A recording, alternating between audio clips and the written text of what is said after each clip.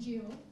I like, because all of you all are lawyers and you have already put forward, out of the 5 cases, the coroner, what do you call the other person? The doctors. What I can say is that I would be very, very fearful if I was stopped by the police and being detained. But of course, as Eric Paulsen is fine, but if you are, if you are somebody from the poorer class, somebody that's being arrested in Klang, for example, in the middle of the night, and then if you're taken somewhere, nobody knows where you've been taken, I'll be really frightened for my life, yeah, because you will be arrested, and then you will be detained, and then there's no guarantee that you'll come out alive. And we have 5 cases here to testify to that fact, right? And once somebody dies, everything is stacked against the family members from day one itself, because the immediate reaction from the authorities is to cover up. I have no hesitation to say that. They will downplay the events. They will say that this person suddenly collapsed and died, or had difficulties in breathing, or probably had a heart attack or asthma attack, right? And then family members would be at a loss. Family members would try to contact lawyers if they know one. They try to contact activists if they know one. And then family members and lawyers and activists, if possible, if it happens within the Klang Valley, it's possible. If it happens elsewhere, who knows what happens. And then they will try to congregate at the morgue to try to get a competent and independent post-mortem report. Why must this happen in Malaysia? Doctors are supposed to perform their duties independently, competently, impartially. But in Malaysia, as you can see from this particular report, 4 out of 5 death in custody that we have highlighted here, the post-mortem reports have been seriously questionable. A. Kugan, for example, he has dozens of injuries. The first post-mortem report said that he died from water in his lungs or something. We have to ask for a second post-mortem report. We have Karuna Niti. This person died with 49 injuries, and he had even a broken jaw. But the pathologist said that he died from fatty change of the liver. Incredible. We have Sakuma. Sakuma, this is quite an incredible case. Sakuma was found almost naked, handcuffed twice to his back. I mean, you can see pictures here. These pictures were shared widely because this person died in public, right? Can you see? He's almost naked, handcuffed twice. I'm not sure why. And he got curry powder smeared on his face, right? And yet the authorities and the pathologists has the audacity to say that this person died from a heart attack. Incredible. Incredible. But this is what's happening in Malaysia. He was left lying on the roadside for 4 hours, right? And this is what the police's application for a postmortem states, right? And I'm reading, suspect telah jatuh di tepi jalan berhampiran longkang dan meninggal dunia. So translation, the suspect fell down on the road near a drain and died. Does it look like he fell on the drain and died? But this is what is being stated. The police states this, and the pathologist takes this as face value, and the conclusion is he died from heart attack. This is what's happening in this.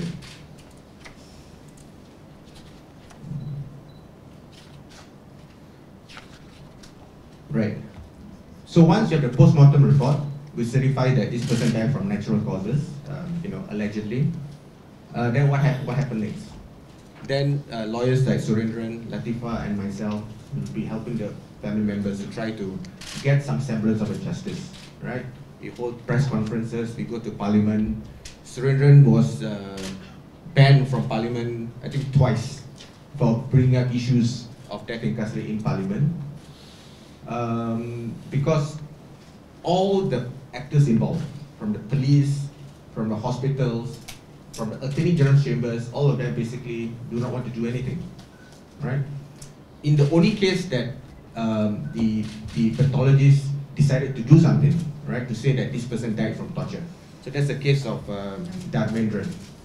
4 police officers were charged for murder for the first time. But during the course of investigation, because the police are investigating themselves, and as what Dato' Ambiga said, we need the IPCMC because the police cannot be tasked to investigate themselves. And in this particular case in Dharmendran, the police basically fabricated evidence to cover up, okay, to doctor the lockup diaries, basically saying that when he was brought out, when he was brought back to the lockup, they were in good condition. He was well, and do not know what happened. Somewhat rather within the period of time he was detained at the IPKKL, he had dozens of injuries and he died. So the public prosecutor decided to charge the 4 police officers based on the post-mortem report. But the post-mortem report states that this person died from all these serious injuries, but it doesn't say who did it, right? And how do we know who did it? We only know because the police, based on the police's investigation. But because police's investigation are so poor, the court has no choice but to acquit the person, because all you need is to raise a reasonable doubt, right? So he was acquitted at the High Court, further affirmed at the Court of Appeal. So basically there was a murder most foul that happened in IPKKL. He was beaten brutally while handcuffed, and the court acquitted the 4 police officers twice. So where do we stand now? We have Inquest, for example. So we cannot rely on the courts because there was poor investigation, and consequently the court has no choice but to acquit. So we are left to rely on the EIC or the Inquest, right? But we know from cases like Karunanidhi, for example, the brother and the son is here. So we had the inquest in Seremban Coroner's Court, and this is a bit of a lottery, yeah, because you know, it really depends on who is really hearing the matter. If we get a good judge, we might get a decent inquest hearing, and in this particular case, we had a very good coroner judge, and he held a very good inquest proceeding. But unfortunately, the inquest proceedings is facilitated by the deputy public prosecutor. So basically, the coroner would basically act like a judge. So whatever that's been presented, I'll just accept it. But he has no control over the inquest proceedings, right? Who has control over the inquest proceedings?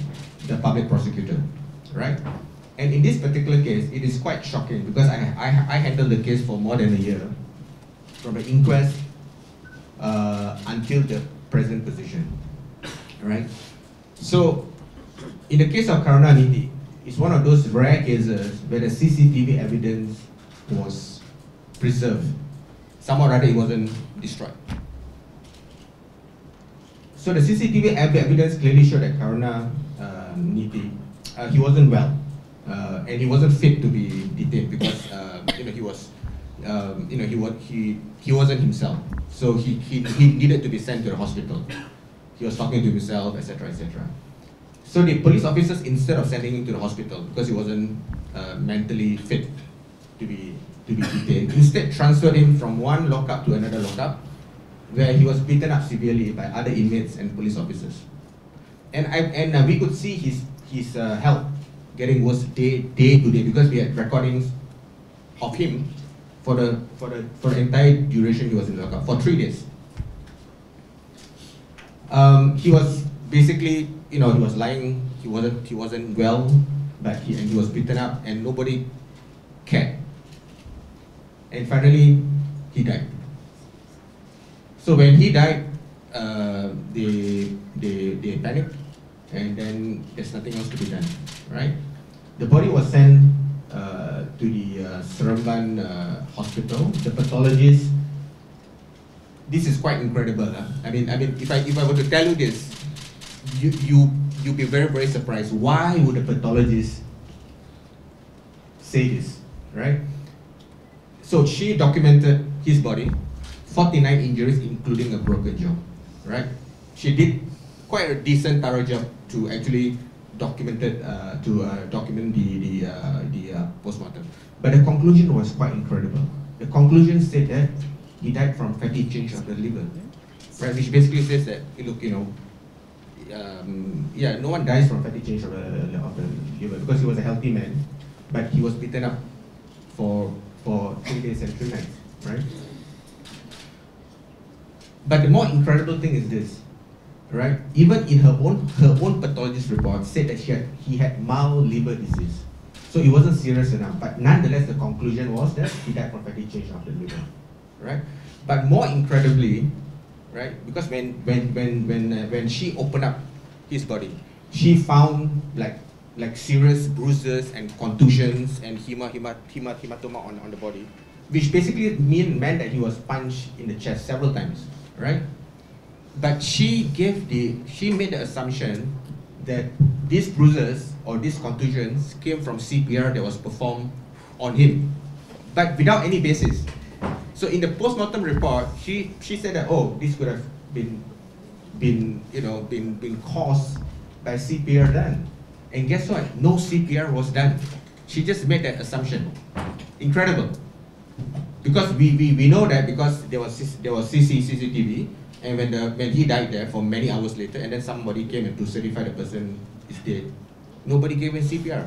Why would a pathologist assume that bruises on the chest on somebody who died in police custody came from CPR? But that was what was written in the post-mortem report, right? So yes, we had an inquest, and for the first time, the coroner rejected the post-mortem report of the pathologist. Basically, she was discredited, and the pathologist, and the coroner said that this person was basically killed in the lockup, and recommended for further investigation, to identify the police officers and the inmates responsible. We lodged a complaint with the Malaysian Medical Council against this pathologist, but no action was taken because the Attorney General's Chambers, the DPP, instead of acting on the coroner's findings, decided to appeal to exonerate the police and the pathologist. This is what's happening. So even if you get a decision that implicates the authorities, that finds a positive finding, right? The Attorney General Chambers will act to defend the police and the pathologists. Okay? So they filed a revision to the High Court, which was rejected. And being dissatisfied, they are now appealing to the Court of Appeal. So this case is not over. He died several years ago, but now this case is still pending at the Court of Appeal. So it's quite incredible. So lastly, we come to the case of Bala Murugan. Again, quite an incredible case. This time, there was an inquiry done by EIC, and I must commend EIC for doing quite an incredible job in basically investigating what the police should have been doing. They managed to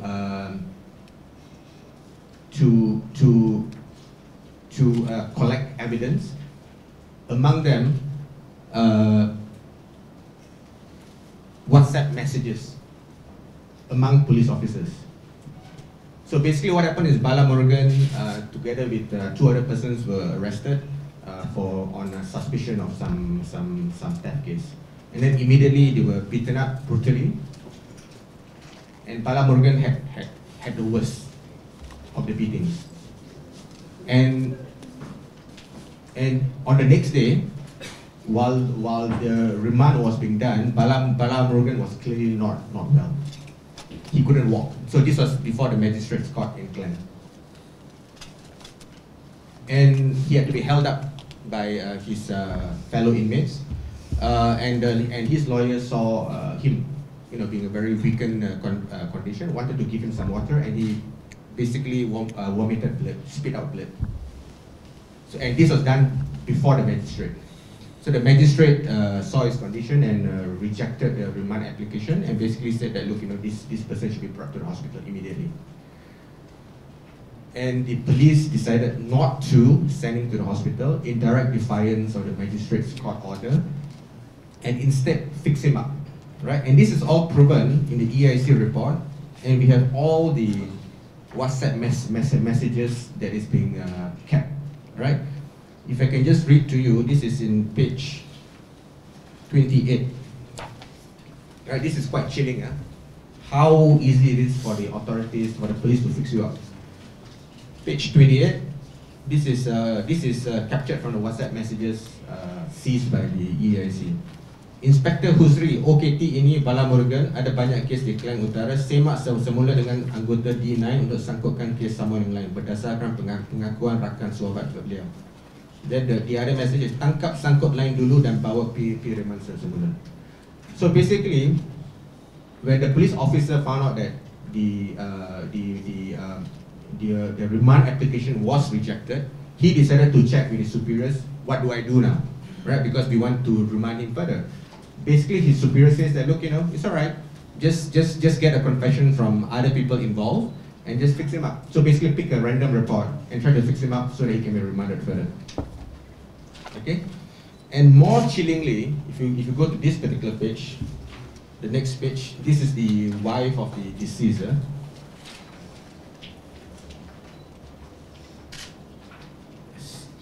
So this is the WhatsApp messages that were captured. Keling ini macam mana? Dia macam nak mampus. So basically, senior police officers making derogatory remarks in the WhatsApp messages. Basically say, how about this, Keling? He looked like he's going to die. Kasih dia Carlsberg lah, confirm dia okay. So yeah, because they just say that, look, he's pretending, he's drunk. Therefore, he's pretending. Therefore, we should just, arrest him further so that he can be detained. So, sorry? Yeah, I mean, this is of course extremely racist, and like I said, it's just a, it's more than just a coincidence. I think it's a sign I should stop. So, right, I'm just going to conclude very soon, but I think it can be a coincidence that it's all 5 cases that we have highlighted. All of them are Indian. Ethnic Indians, but if you look at the stats, death in custody also happens to Chinese and Malays, but proportionately, certainly more Indians do die in custody. So thank you very much.